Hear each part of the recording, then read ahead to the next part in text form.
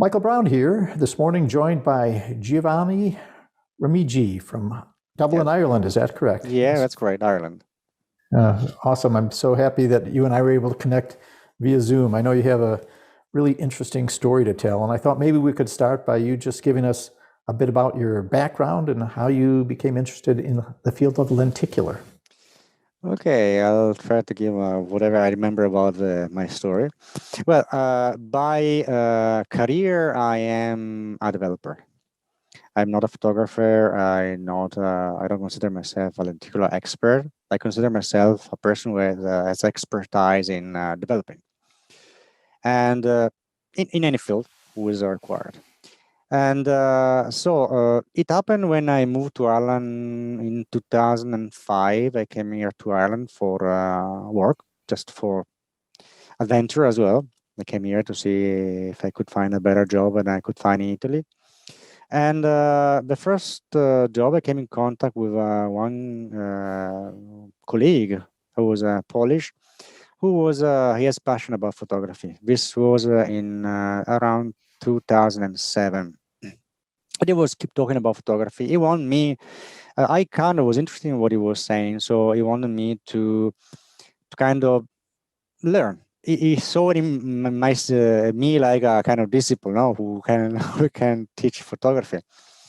And at some point, I was sent in Australia to work for Vodafone Australia. At the time, I was doing software for a telecommunication company. So I was sent to Australia for 3 weeks, and when I was walking on one of the main streets, I found one of this amazing offer for foreigner who fly abroad, tax saver thing. And there was a Canon 450D, and I said, well, you know what, I'm going to buy it. So that was my first kind of professional entry-level camera. I got it, and then I came back home and I started eating as many books as I could, and try the camera in many different ways. I try first landscape, I try things, a little bit of architecture, but I soon realized that I really like portrait mostly. I really like to interact with the people. And then I start, doing a little bit of investment. I bought a little bit of studio strobes, a little bit of flashes, a little, when you're at the beginning, you're very excited. So you got things that maybe you don't use at all, but you buy the thing. I start doing some studio photography for some friends, mostly people who like some unusual stuff. It was a hobby. And so I started doing like that. And I started reading many books about photography, about retouching, about anything that could have been related to photography. And at some point, I was going through Flickr. I was looking at the picture and I was comparing their picture, or most of the picture that I saw online, with my picture, and I realized that my picture is really not that good. I'm not a good photographer overall. But I say, but okay, but I'm not just a photographer. I am a software engineer. So what could I do that maybe a photographer cannot do? And I remember it came just like a blip in my head. Said, "Oh, I make 3D." Oh, really? Wow. I make 3D. Had you seen 3D before? I saw a 3D image probably when I was around 8 years old. My father has one postcard, and I remember I was looking at this postcard and keep looking behind that postcard, try to understand why it was 3D, but behind there was nothing. 8 years old, and maybe that thing stay in my mind for that long. As my subconscious. It's just right. But I haven't actually experienced, or I didn't really never notice the picture. Then I came to realize, yeah, there are postcard, everything, but I didn't know anything about the technology that was used. It looked something out of reach. And then I started, first thing that you start searching on internet. And but I was able to find a lot of information was related to kind of first wave of lenticular. I mean, talking about the 80s, analog lenticular, and there was nothing about digital, because I started directly in digital. I didn't have experience with film photography. I started directly in digital in 2007. So I started having a look, and I found a lot of information that didn't really fit in my head the way I was thinking. I understood, yes, you place images behind the lens, and you place the lens on the top, and you get this nice effect. And so I start digging a little bit in mathematics. I start studying optics. I start trying to figure out what was the profile of the lens. And at some point, I even started writing a small command line software. But at that time was I even released on online. Uh, I never got feedback, but I discovered that few people were actually using that software. It was a very intimidated command line software. And then I also joined LinkedIn, few forums on LinkedIn, trying to understand. And at the same time, I was also trying to see what other people already did in the area of 3D photography. So I discovered this photographer from Australia. I think it was Mark Ruff. I think I don't know exactly. Mark Ruffy, I think. Yes. And he actually came out, probably, I think he was the first, at least to my knowledge, who came out with the idea of using multiple cameras to take and use some specific optical flow algorithm to reconstruct the image between. That was the first time that I heard the name optical flow. Then I remember I went anonymously to see the exhibition in Paris made by Henri Clement.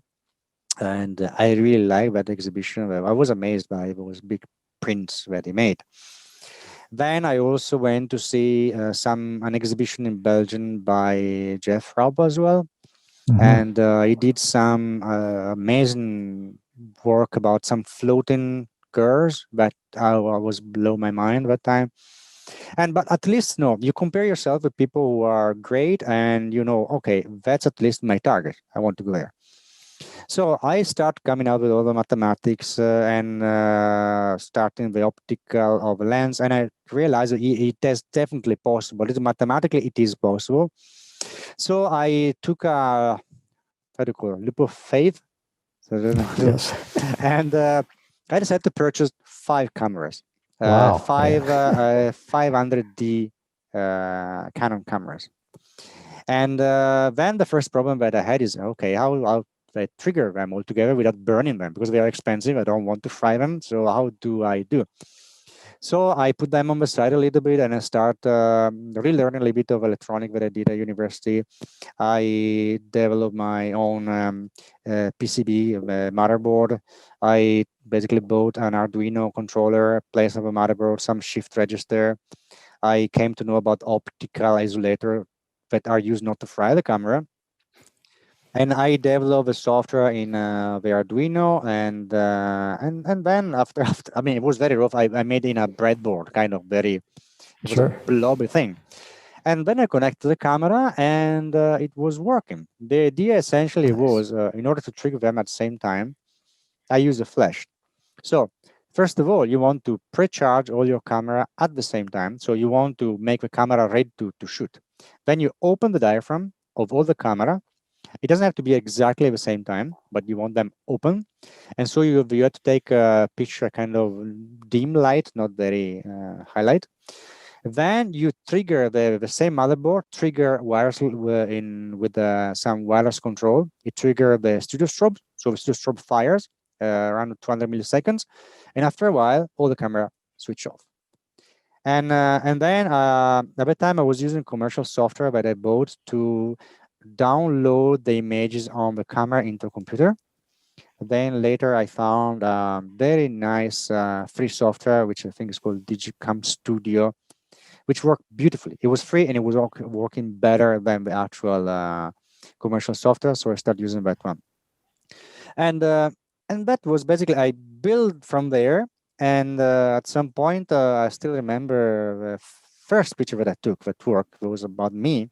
It was smiling Really? from, with smiling like a stupid face in front of the camera. I say, oh, it works. And I Nice. got this sequence of 5 pictures, freezing me in time with this stupid face. But I never actually print or never interlace because, of course, I was out of plane, and I maybe could now recover that picture. And it was the first one. But the real full picture that I made, complete picture that I also printed, was a friend of mine. He came to my house and he had a knife. I gave him a knife and I put it on the floor.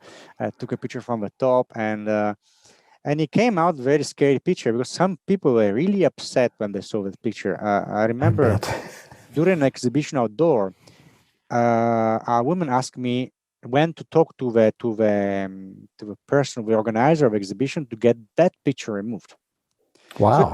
So imagine I have a lot of picture of nudity around in 3D, and in there's a picture of my friend with a knife, and that girl came there and she want my friend to be removed.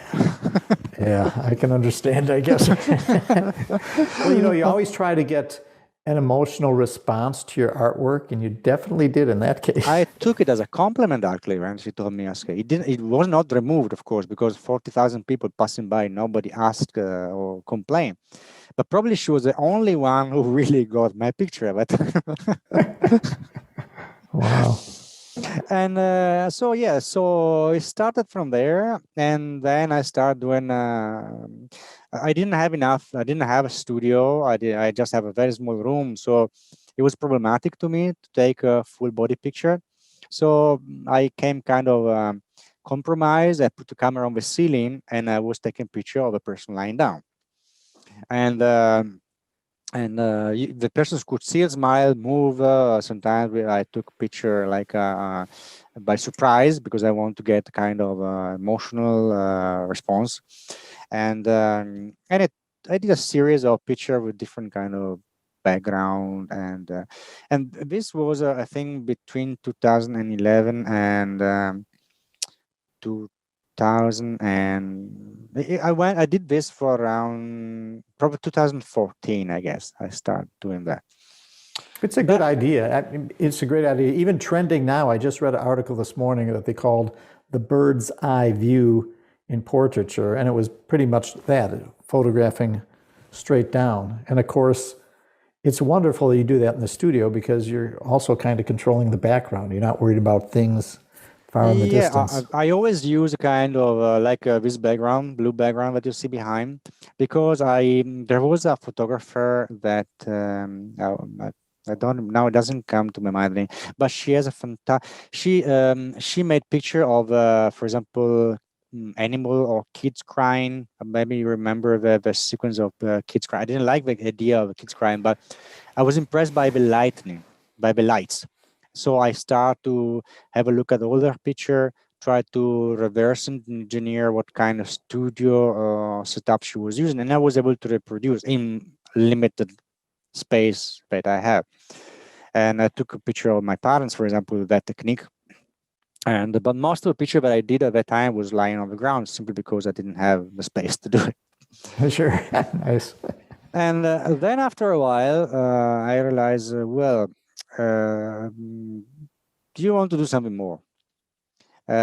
You see, yeah, okay, maybe it's okay. I can do 3D picture or 3D portraits. Now I know what to do. But there are other people who can do 3D portraits, like Rick Lemon, other people.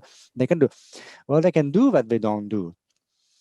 And say, well, I haven't seen macro photography yet in 3D. And so again, down to the board and paper, and I start kind of reworking my motherboard to give control stepper motor. Then I bought some linear stage, rotary stage. I developed a lot of software, and I tried to build a robot that basically was able to take picture of an insects on like a 5x magnification. And the idea is it's a focus stacking, 3D focus stacking. Basically, the camera has to move closer, a different distance from your specimen, and then it turns a little bit, but does the same, turn a little bit, does the same, turn a little bit, does the same. At the very beginning, I didn't have a software written, and I didn't have full knowledge of how to control stepper motor. So the first picture, that is the one, well, maybe you can see here, is this one here. But Oh yeah, okay. cool. This one here is a fly. Is a fly that was annoying me in the house, and at some point I decided, okay, now I got you, and basically I did this picture manually, and I had to take 44 different images, to 44 steps in focus stacking, multiplied by 24 by 24 rotations, steps in the rotation. So it's around 500 something picture, all taken manually. And you know that when you do microphotography, even breathing is a problem. You need to be sure that the specimen, there is no vibration. And even in that case, the camera move. Well, at the time was manually, but now that I do things automatically, the camera move, then you stop for a little bit, open the diaphragm as well as I use in the strobe photography, and then I trigger some little flashes that I made with tic-tac boxes, and I fill them with LED, so side by side. So the motherboard is able, basically, is open the diaphragm again, like I use for normal portrait photography.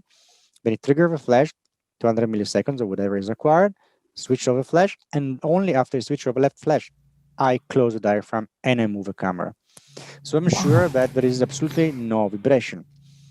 But at that time, I had no stepper motor, so most of things was done manually. So imagine me for a few hours sitting down on the floor, which is also a wooden floor, moving slowly the nodes of the machine, taking a deep breath, press the button, and then breathing again, then moving, press the button like that for more than 500 times.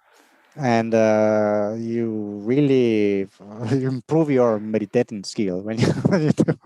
I can see why you were inspired to automate that process. That's unbelievable. So it was 44 vertical up and down, and then 24 rotating? 24 up and down and 24 rotation. Gotcha, 24 and 24. At least this wow. picture. Then it depends on the magnification. If the image like the wasp is bigger, I can reduce, I can do 15 by 24.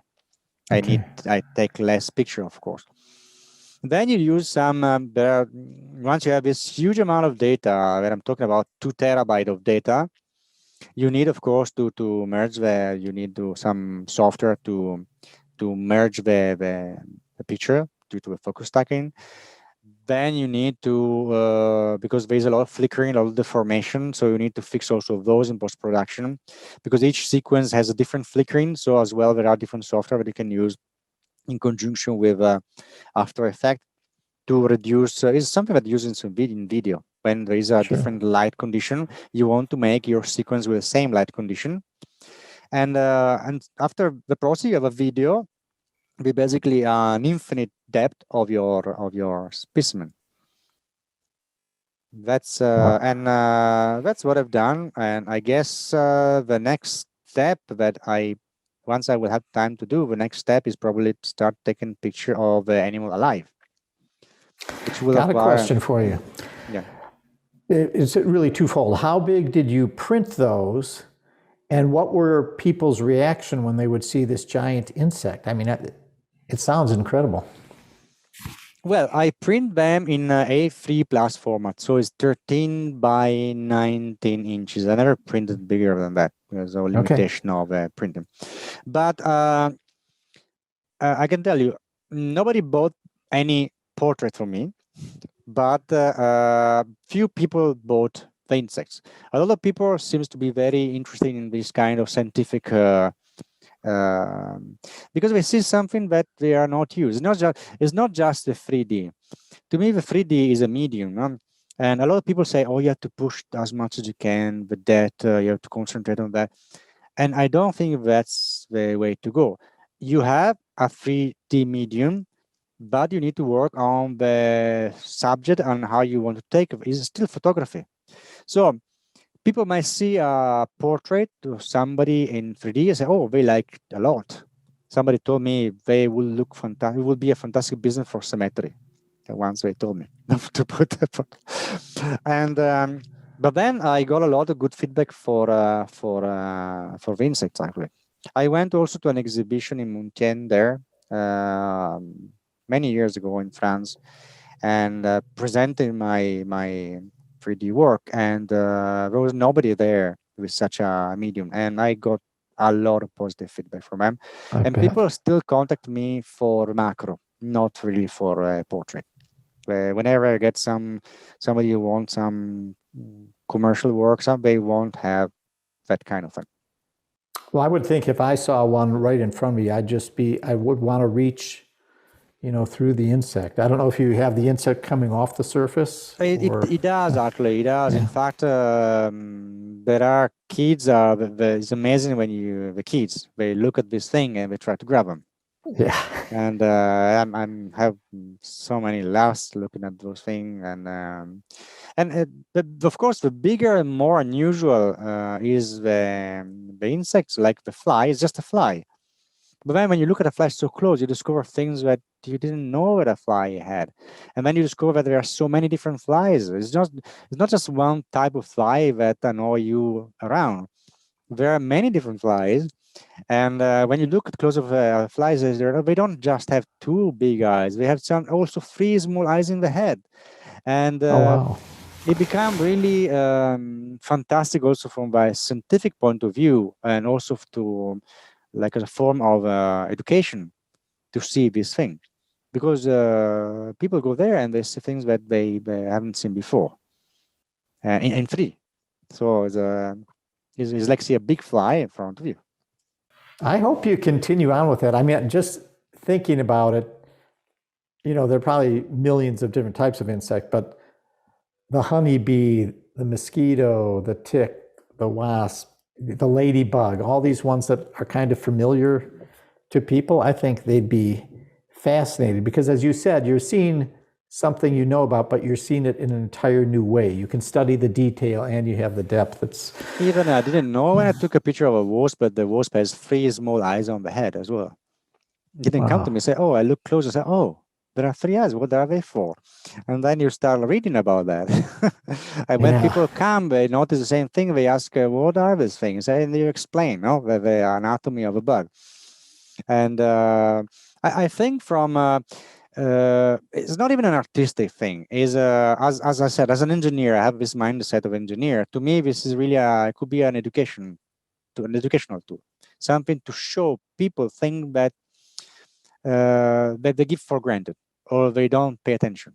And I got a question for you, because I know one of the pictures of yours that I've seen sort of combines both of those realms, the portraiture and the insect, and I'm completely fascinated and curious about how you pulled this off. It was a woman with butterflies. Yeah. I don't think that's one of my best work altogether. I really like the portrait. The portrait of this girl, which is a friend of mine, is very deep.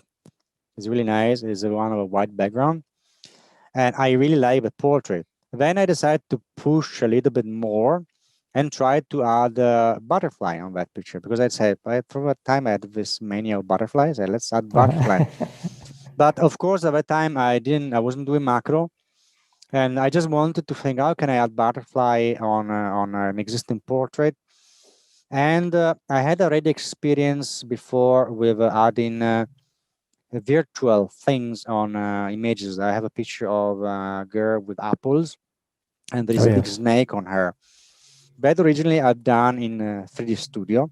So I took the original picture, retouched the picture, and then I create the snake with this additional software and overlap the snake on the top. For this one here, the one with the butterfly, I decided to learn a completely new tool, which was Blender. The reason why I want to learn it was because of free, while 3D Studio was expensive. So I decided I want to learn that tool. And after I learned that tool, I don't regret at all, because it gave me everything and even more that I gave I got from the previous software. So now whenever I do something, I really concentrate on that software, which is a monster software and completely free, and I don't understand why people don't use it. It's a must. If you're a lenticular professional, you have to learn that tool. But essentially what I did, while I was learning that tool, with the idea of adding butterfly on this portrait, I basically sculpt a butterfly, a completely virtual butterfly. I drew the texture. I got a lot of information from internet about the same butterflies. Morpho butterfly is kind of blue with kind of metallic wings. So I got a lot of material online in different positions how the butterfly look like. And it took me 3 months. It was a learning thing. No, Oh, wow. It took me 3 months in the evening. Starting first, you get the reference material. So first you model your object. Then once you do the model, you start doing a little bit of sculpting. You modify your model. Then you do the painting. So you need to paint your 3D model to look as realistic as you can. And so you have to come out with some technique like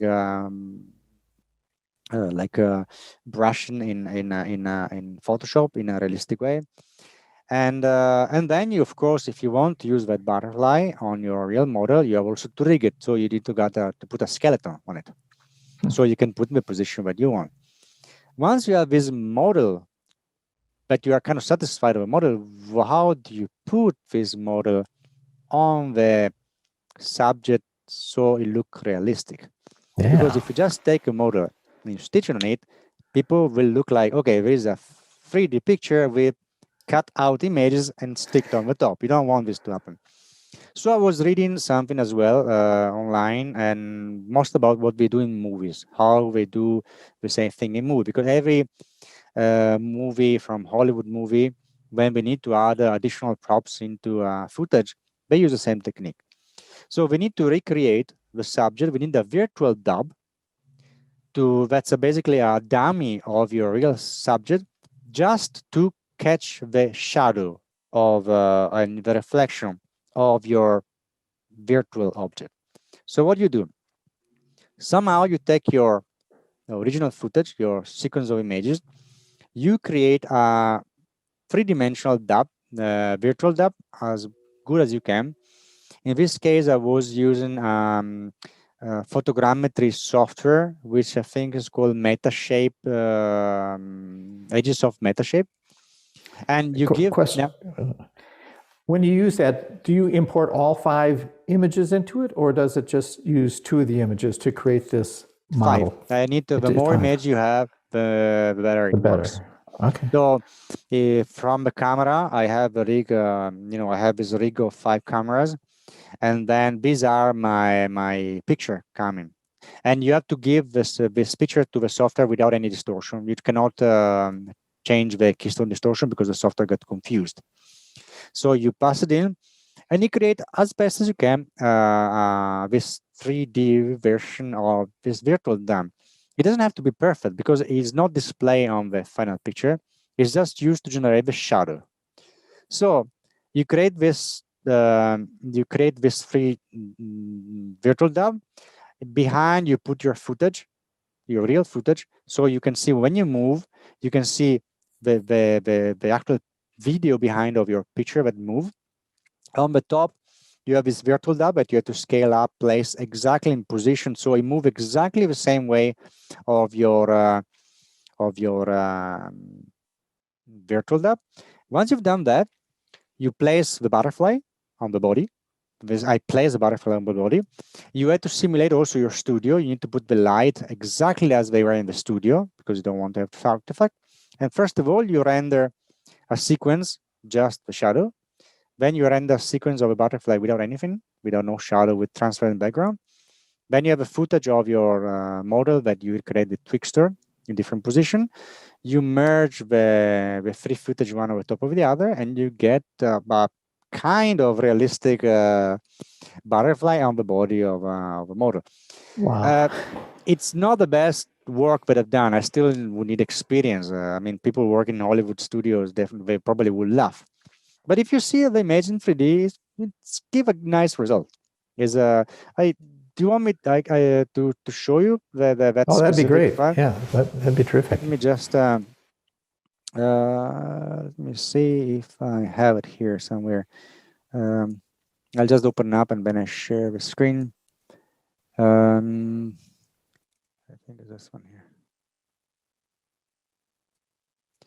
Yeah, so I'll share the screen. Do you see this one here? I do. So that's the idea essentially. You have your footage, your camera move on different direction. Of course you need to correct the keystone distortion while you are working on this footage. But essentially this is a virtual object that you create with this this commercial software. And then you have to clean, because of course it's not good, it's full of noises. So you have to learn it with sculpting to smooth the surface.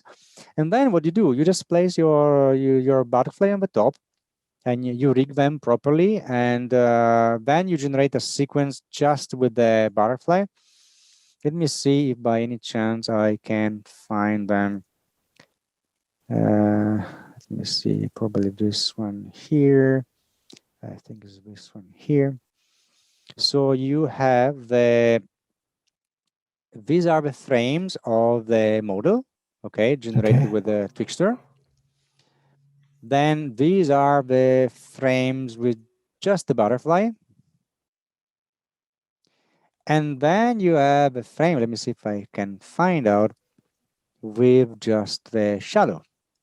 Wow. And then what you do, you basically overlap all the different layers, and you get this is a way basically in Hollywood Studio they can add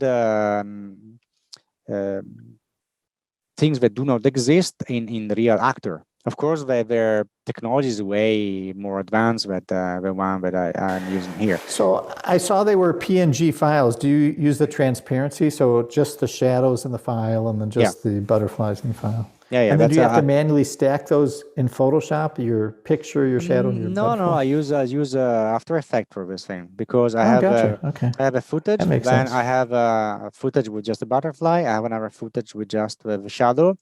I overlap one on the top of each other, and then I tweak a little bit. Maybe I change the color of the shadow, because the shadow in reality is not black. The shadow is a composition between the color of the skin of a model and the butterfly reflection. So you need to tweak a little bit of a color of a shadow that look realistic, because it's the shadow that make the thing work. Believable. Wow. I'm still blown away by it. As I said, is not the best work. I think the one with the snake is more realistic. Is probably, maybe I put too many butterflies. I don't know. I don't know. It's amazing. So besides being this artist, you mentioned you're a software developer, and you've developed software called Lentigram, which I know is the core of what I use when I make my lenticular pieces. You mentioned it started with the command line, but when did you decide to go with the GUI and turn it into actual product? Because I recall a few years ago, you had Lentigram out there, but it wasn't really a product to buy. But then at some point you commercialized it. It started as a toy project. Okay. Essentially, initially I made this command line C++ software. I didn't have any big expectation. It's just a proof of concept that I didn't find any interlacer that fit my specific need, the way I was taking the picture. And also, whenever I was reading forum about how to remove bending, it was always kind of a little bit black magic. And I want to understand the mathematics behind. If you tell me how to do, for me is not enough. It's just a recipe that I'm not able to reuse. Yeah, I need to know what's behind, and once I know what's behind, then I can apply. It's like, you know, when you buy a magazine about photography, and they teach you, oh, to do this kind of retouch, you need to apply this blending mode, this blending mode, and you get to that result. But when you apply the same on your picture, you don't get the same result because you have no idea what you're doing. You just apply steps. In order to apply step, you need to go reverse engineering, some of it I've done, every single blending mode of Photoshop, and then you understand how they work, and then you're able to do whatever you want to do. So at that time, I came up with tools that was just a personal tool, but I made also available online for free. Then I wanted to learn a little bit more C++, because to me there was a lot of application that I could use for lenticular, and not also for the robotics, for the robot that I developed to do the 3D focus stacking. So I came to my mind, okay, I want to learn C++. I want to learn also this other library. It's called Qt. It's about an interface. You develop interface for C++. They work as well on Linux, Windows, and Mac. And the main idea was to learn that specific language. And then I said, okay, but you need a motivation before to learn anything. So I said, okay, what can I do? And I said, okay, well, let's try to remake this command line thing into something more interesting that is good for me to use, but maybe, you know, somebody else can use too. And I start from there. I remember at that time I changed job. I took 5 months off between one job and the other. And I was fully concentrating on Lentigram, learning C++, learning the tool, and so on. Until I came out with a very basic prototype of Lentigram. I start sharing opinion, sharing screenshot with people, start getting feedback. Some people told me, well, no, originally it was just for Windows.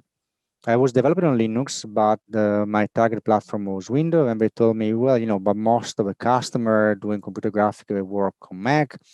So I say, okay, why not? It's a learning thing. Let's try to do on Mac too. And I was developing in 3 different machines, and so I came out with the initial prototype. Some people start using. I was giving some lessons for free at the beginning for them to try. I started getting good feedback. Some people really want the software, and I started building from there. And I'm still actively developing.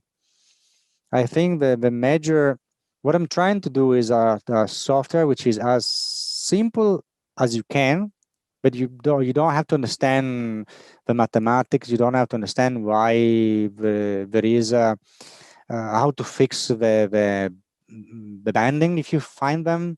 I just give you a simple slider that you can use to fix the banding when you find them. But I think the core of the software is actually the simulation, is having a look at many different lenticular sheet and the kind of profile that these different sheets have, and also studying a little bit of optics. I came out, I start to know how they actually built those things, and I start thinking, okay, if I have this specific lenticular sheet with this property, if I assume that the developer of the company produce this sheet is actually following the law of optic, then I can reverse engineering that sheet. And that's what I do on Lentigram. You pass a few parameters, and I can reconstruct the most plausible lenticular sheet based on the parameter that you give, and I can simulate optically as close as I can, of course, the final product.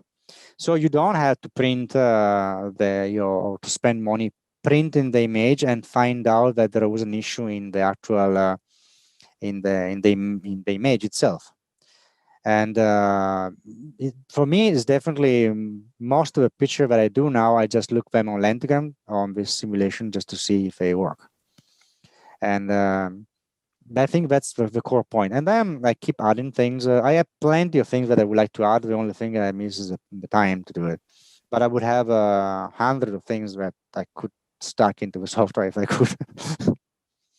It's amazing stuff. I mean, you briefly touched on the banding and simulation, and or I should say banding removal. That is mind-blowing to me, because I used to go through a very elaborate process in After Effects doing frame blending, and now you have it there with a simple slider. Because it's mathematics and optic, no? You know, the law physics of this optical system are very well known. So if you have a problem, you can figure it out what the problem is. Of course, I cannot work at the level of a dot of an inkjet printer, because this would generate images that would blow up my computer. But I can work at the pixel level. So if you, in the end, every banding is a problem of is a rounding problem, and the quicker you want to make a transition between two images, the more likely you have banding. So you have to compromise. I would go up to say that every lenticular print has banding. Some banding are very small, so you don't see them because they are within the lens. Some are very wide, so you don't notice them, and some are between, and those are the ones that you noticed. And those are the ones that you can fix up to a point. There are some images that is not, to my current knowledge, is not possible to fix. For example, if I want to do a flip image from black to white as quick as possible, I haven't yet found a way to remove banding from that. To me, I hope somebody will be able to challenge what I'm saying, but I haven't found a solution to do a quick flip, at least with any different lenticular sheet. There might be some lenticular sheet that you can do, but not with most of them. I was not able to. Sure. Well, that is certainly the worst case scenario.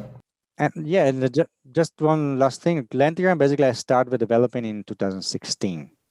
And so it's almost 5 years old, 6 years. Yeah, it's amazing. It's amazing one person can pull that off, make it. Can you tell us a little bit about the looking glass? You showed us very briefly before that device. And okay, I got this device as part of a beta release that I was collaborating with some photography during their initial demo with a launch, and it's a beautiful device, I have to say. And it goes against what I know about lenticular. I tried to figure it out. In an inkjet printer, what you do most of the time, you find out the resolution of your printer, you find out the resolution of your lens, you do the division more or less, and you come out, okay, I can print this number of images behind each lens. I did the same with looking glass, and based on this estimation, this device shouldn't exist. Oh, really? Wow. And so I think they must do, I just guessing, they must do something something very cool at the level of the subpixeling of the image. And they might, I don't know, at the moment to me it's black magic. They Really? did Wow. definitely something with the LED, the single LED, the blue, red, green LED on the screen. They put the lens of a little bit on a slant at an angle, and I think the reason why I put it an angle might have something to do with the position of LED. But I'm really, really impressed. It gives you very, for that size of a device, which is kind of that size here, the depth is very good. In fact, I'm using as when I do some work for myself, or when I want to preview my picture for real, I can have a look directly on the device.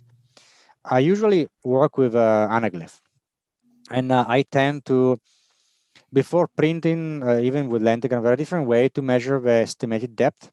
You can also, if you know a little bit of mathematics as well, you can also generate an anaglyph of that specific size of a print that you want to print. You look at that specific distance, you know how big a print is, you know the distance of your eyes, you know how much far you are, and then you're able to simulate the actual depth that you would see on the final lenticular print. So I still use that technique if I want to basically print. But when I'm working just to see the result, if it is effective, if I see some artifacts, I just use that one. It's very effective. Nice. Can you hold that up and show some of your pieces on there? Yeah. Let me see. Well, this just default image that I usually have on my website. But these are let me see. I have to press the right button. This is the fly that sorry, not the fly, the insect that I made, the wasp. These are I put this is my mom actually. Oh, nice. And this is my father as well. It's a very wide angle as well. That's why I'm kind of defy my understanding of this thing. It's something that I will have to open one day, because it contains this is Daniel of the Lenticular. Oh, sure, nice. And yeah, this another model that it's really interesting. Interesting device. This was a portrait made of girl that delivered the day after.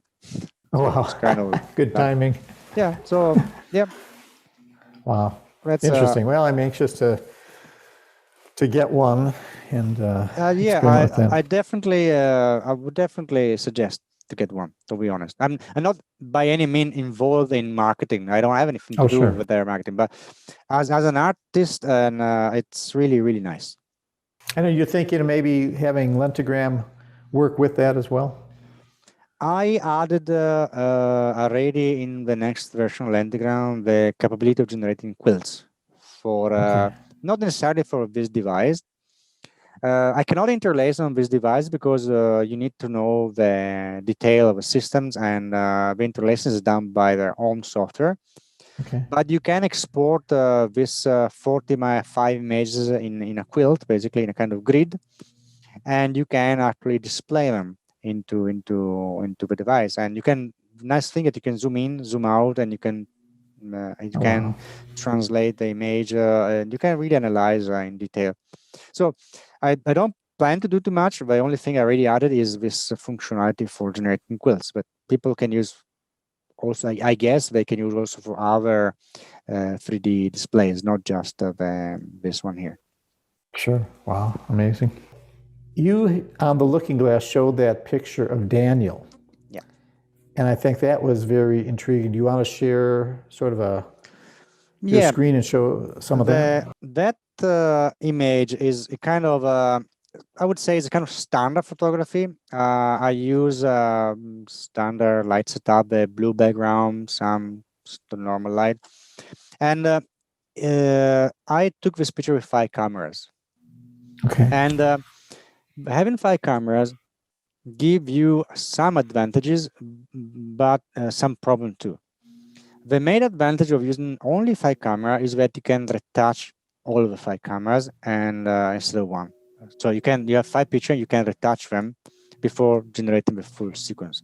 So if you got to retouch one picture, you know that retouching 5 pictures takes most of the time 5 times than retouching one. And the problem of having 5 cameras is how do you actually convert those 5 cameras into a video, let's say 100 frames, because you want many frames, to process them. And how do you do that? And this can be a little bit problematic because you have a lot of occlusion, things moving in front of each other. Let me just switch off the monitor because there's my. And you have the main problem is that you use a software which is a plugin in After Effects called Trickster. I think many people now use that software. It's an optical flow algorithm that tried basically to transform one image into another. And it works very well, but it doesn't really like occlusion. So if I have a picture where my hands move in front of the camera, it's definitely no way to go. The software doesn't have a clue of what's happening. Even if you have reflection in the lenses, even the glasses moving in front of your face with some magnification is really problematic to work with the thing.